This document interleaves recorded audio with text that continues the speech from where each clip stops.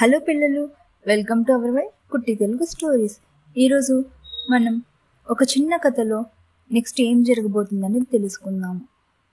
అలా ఒకరోజు ఊరికి పెద్ద తుఫాను వచ్చింది.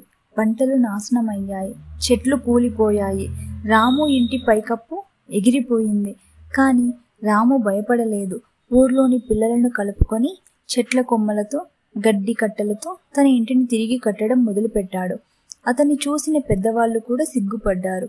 అందరూ కలిసి పనిచేయడం మొదలుపెట్టారు. రాము మార్పు ఇప్పుడు ఊరంతా వ్యాపించింది. అలా కొన్ని రోజుల్లోనే ఊరు తిరిగి చలాకీగా మారింది. చెరువులు నిండాయి, పంటలు పూసాయి.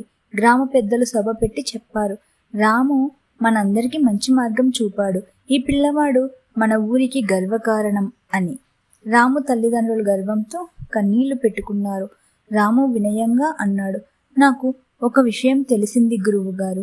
మంచి మనసుతో చేసిన పని ఎప్పుడు వృధా కాదు అని అన్నాడు. ఆ రోజు నుండి రాము ప్రతి ఒక్కరికి ఆదర్శంగా మారిపోయాడు.